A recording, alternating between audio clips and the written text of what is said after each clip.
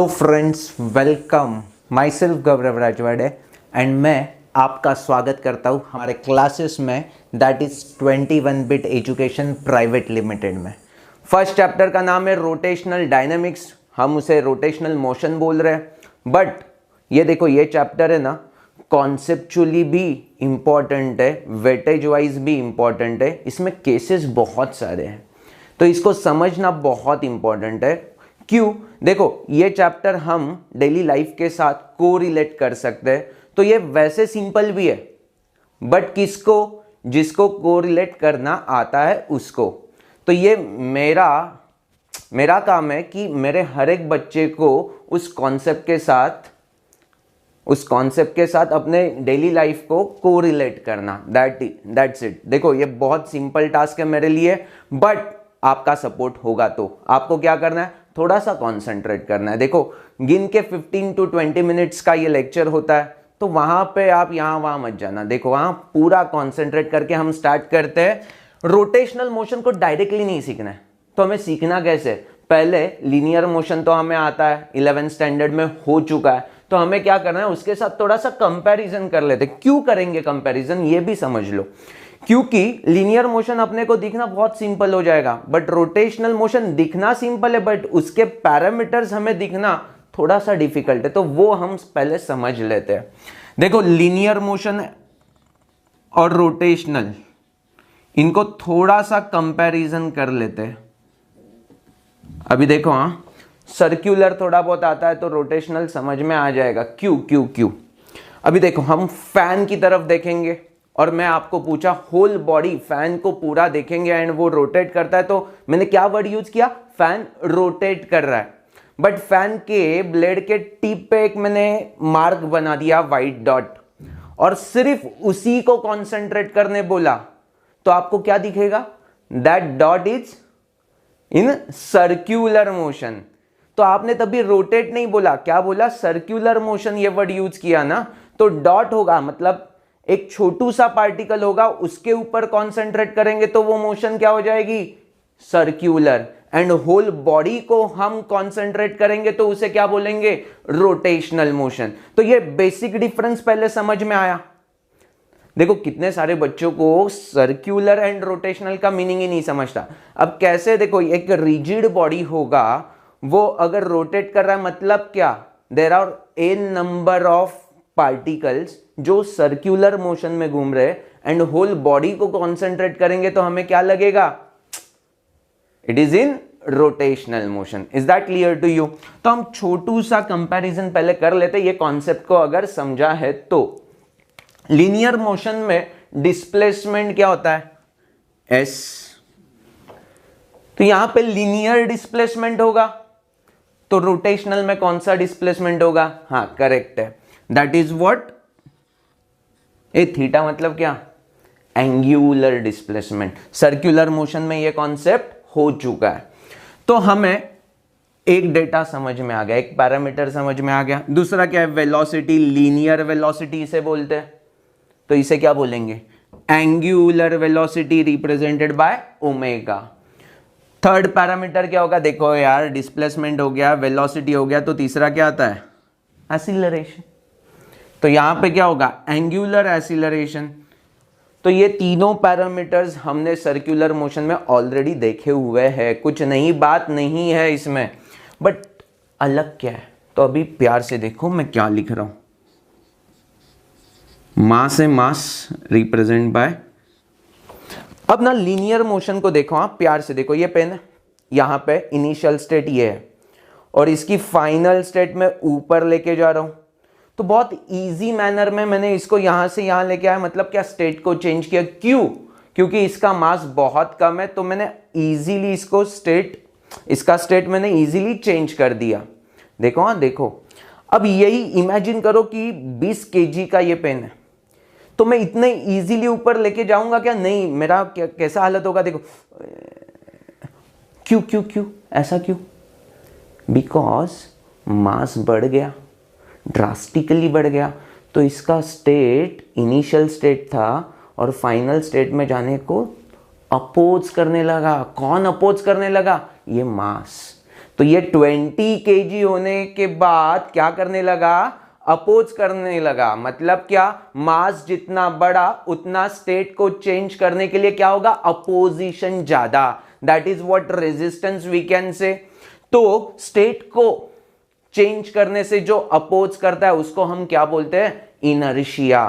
तो linear motion का inertia कौन है बच्चा, मास। देखो मास की तरफ देखने का एक नया एंगल हो गया। हमने कभी समझा ही नहीं होगा इनर्शिया मास भी हो सकता है। हाँ हो सकता है बाबा। कैसे, मैंने प्रूव किया ना, इनर्शिया का डेफिनेशन ही क्या है, अपोज करता है स्टेट को चेंज करने से। तो लीनियर मोशन में कौन कौन अपोज कर रहा है, mass. So mass is a inertia of linear motion. तो वैसे ही जैसे लीनियर मोशन में अपोज करने वाला एक पैरामीटर है दैट इज व्हाट, मास, वैसे ही रोटेशनल मोशन में भी तो कोई तो अपोज करेगा, उस पैरामीटर को बोलते हैं मोमेंट ऑफ इनर्शिया। देखो नया टर्म है, इस पूरे चैप्टर में बहुत यूजफुल है, moment of inertia represent by capital I. देखो बहुत ही इंपॉर्टेंट टर्म है, इस पूरे चैप्टर में हमें आई के साथ खेलना है। अगर ये समझ में नहीं आया तो बहुत डिफिकल्ट है इमेजिन करना। देखो फिर से एक बार, मोमेंट ऑफ इनर्शिया को ऐसे बताना ना बहुत मुश्किल है। तो मैंने क्या किया, लीनियर मोशन में इनर्शिया क्या होता है वो आपको पहले एक्सप्लेन किया। तो मैंने बताया कि मास कैसे एक्ट कर रहा है, इनर्शिया इन लीनियर मोशन। अब मैं क्या बोल रहा हूं, सिमिलर फैशन रोटेशनल मोशन में भी तो कोई तो अपोज करेगा। दैट अपोजिशन, वो parameter is moment of inertia. Is that fine to you? देखो हम नेक्स्ट लेक्चर में डेफिनेटली मोमेंट ऑफ इनर्शिया के बारे में डिटेल में बातें करेंगे। वो क्या होता है, किसके ऊपर डिपेंड होता है, अलग अलग शेप्स का कैसे मोमेंट ऑफ इनर्शिया निकालना है, and all those thing. But फिलहाल बेसिक कॉन्सेप्ट क्लियर हो चुका है।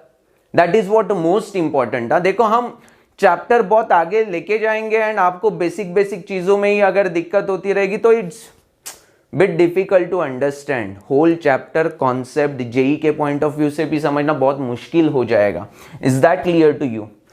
तो मैंने क्या बोला कि एस यहां पे क्या होगा, theta, velocity angular velocity, acceleration angular acceleration, जहां जहां मास दिखेगा वहां वहां मोमेंट ऑफ इनर्शिया। बहुत सिंपल। अब कुछ फॉर्मूलाज देखो यार। फोर्स का फॉर्मूला क्या होता है, M A. Is that clear to you? Force का फॉर्मूला क्या होता है, एम ए। तो फोर्स को हम थोड़ा फिर से कुछ अलग तरीके से देखते हैं। देखो हाँ, प्यार से देखो, लीनियर मोशन है, ये ऑब्जेक्ट है, दिखाई दे रहा है। ऑब्जेक्ट को मैंने कुछ एक्सटर्नल फोर्स दिया तो ये मूव होने लगा। Is that clear to you? तो मैं ऐसा बोलूं कि ये एक्सटर्नल फोर्स अगर अनबैलेंस होगा तो ही मूवमेंट मिलेगा। That is what force is a cause of linear motion. मतलब क्या, लीनियर मोशन का कारण कौन है, force. External unbalance force is a cause of linear motion. मतलब लीनियर मोशन कब मिलेगा, जब एक्सटर्नल अनबैलेंस फोर्स होगा तब। तो लीनियर मोशन का कारण कौन है, कारण मतलब कॉज, कौन है, एक्सटर्नल अनबैलेंस फोर्स। तो मैंने बोला कि फोर्स इज इक्वल टू क्या है, एम ए। ये सबको पता है, F is equal to M A, F is equal to M A, Newton का सेकेंड लॉ सबको पता है। बट सिमिलर फैशन जो लीनियर मोशन में हो रहा है वही रोटेशनल मोशन में भी होगा। तो रोटेशनल मोशन का भी तो कोई तो कॉज होगा, कारण होगा। वो कारण क्या है, उसे बोलते हैं टॉर्क। क्या बोलते हैं बच्चा, टॉर्क। और उसको रिप्रेजेंट करते हैं टाउ से। अब प्यार से देखो, हमें कुछ पता नहीं, सिर्फ कंपैरिजन करना है। मैंने आपको क्या सिखाया, एम को रिप्लेस किससे करेंगे, आई से। तो मैं F is equal to M A बोलूंगा तो एफ की जगह पे क्या लिखा, torque, that is what, tau. M को क्या लिखूंगा, आई। एक्सीलरेशन को क्या लिखूंगा, एंगुलर एक्सीलरेशन।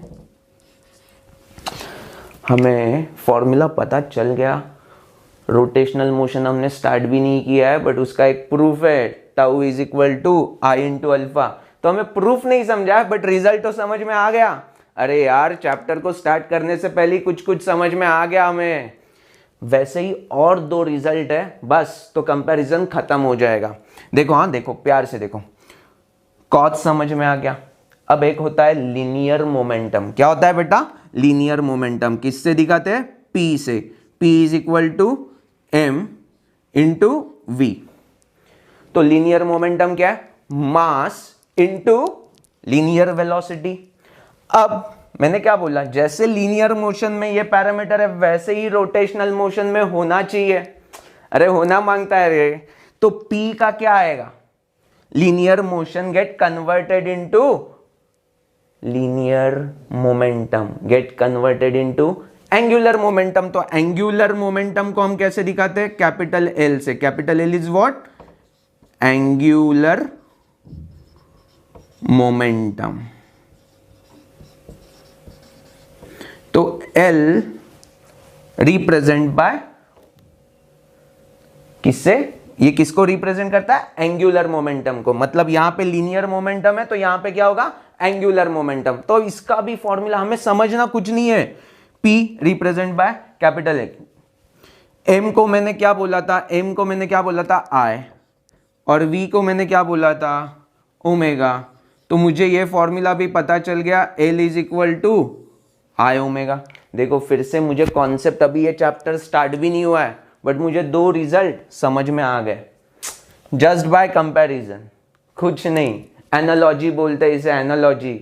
ये ऐसा रिप्रेजेंट होगा, वो वैसा रिप्रेजेंट होगा। एनालॉजी, लीनियर का रोटेशनल के साथ। लास्ट का एक सिंपल है, बहुत ही सिंपल है। देखो काइनेटिक एनर्जी, मेरे ख्याल से मेरे हर एक बच्चे को ये फॉर्मूला आता ही होगा, हाफ m v स्क्वायर।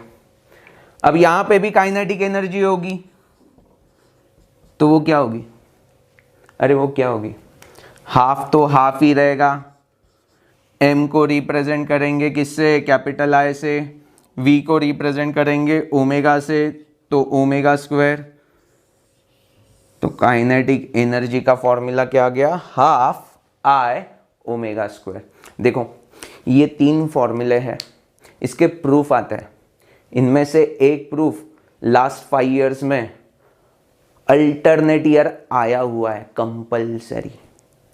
तो अपने को समझ में आ रहा है कितना इंपॉर्टेंट चीज़ है ये। पहले रिजल्ट समझ लेते हैं। इसका प्रूफ एकदम सिंपल है, एक लेक्चर में तीनों प्रूफ हो जाएंगे। Is that clear to you? But अभी देखो हमने क्या डिस्कस किया अभी तक? एनालॉजी डिस्कस किया। बेसिक एनालॉजी का पार्ट एकदम क्लियर है, मेरे हर एक बच्चे का क्लियर है। देखो हाँ, अगर नहीं क्लियर है तो यहाँ पे वीडियो को पॉज करने का, फिर से देखने का। अगर नहीं समझ में आ रहा है तो कमेंट करने का, दैट्स इट। आप कमेंट करोगे तो मुझे समझ में आ जाएगा कि आपको मोर एक्सप्लेनेशन की जरूरत है। Is that clear to you? Clear है, आगे बढ़ेंगे। देखो नेक्स्ट पार्ट क्या है।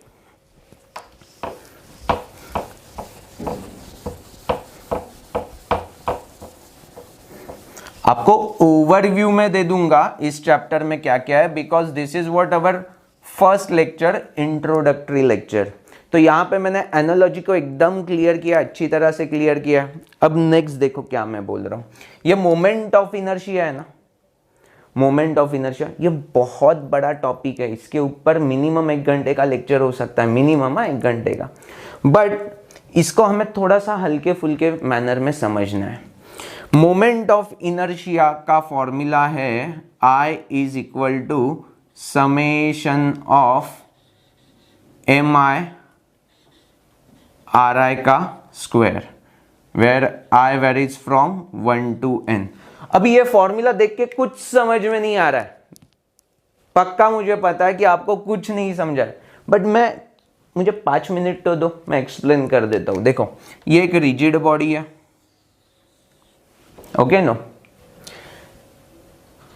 ये एक्सिस ऑफ रोटेशन है, मतलब इस एक्सिस के अलोंग पूरा रिजिड बॉडी रोटेट करेगा। अब ये रिजिड बॉडी है ना, तो इसको हम एज्यूम करते हैं कि ये डिस्क्रीट पार्टिकल्स है, that is what m1 m2 m3 m4 dot dot dot mn। तो इसीलिए I varies from 1 to n हमने बोला है। और ये जो परपेंडिकुलर डिस्टेंस है that is what R1 R2 similar fashion this is what Rn। तो m और r डिफाइंड हो चुका है क्या? तो यहां पे हमें क्या करना है, जो छोटू छोटू पार्टिकल है वो एक्सिस ऑफ रोटेशन से कहां पे डिस्ट्रीब्यूट हुए, कहां पे लोकेट है, उसके ऊपर बेसिकली I का वैल्यू डिपेंड करेगा। मतलब I का वैल्यू देखो, हाँ फॉर्मूला से हमें ऐसा लगेगा कि directly proportional to mass and inversely नहीं, directly proportional to square of the distance between particle and axis of rotation. तो यहां पे प्यार से देखो, ये दो रिजल्ट को हम ना एक सिंपल सेंटेंस में बोल सकते हैं कि moment of inertia I is depends on distribution of mass. मतलब क्या है डिस्ट्रीब्यूशन ऑफ मास? क्या है, देखो एक्सिस ऑफ रोटेशन के बहुत नजदीक होगा डिस्ट्रीब्यूशन, तो I का वैल्यू छोटा हो। क्यों? बिकॉज R की वैल्यू छोटी होगी। बहुत सिंपल लॉजिक। और distribution of mass away from axis of rotation होगा तो हम क्या बोलेंगे, मोमेंट ऑफ इनर्शिया बहुत बड़ा होगा। Is that clear to you?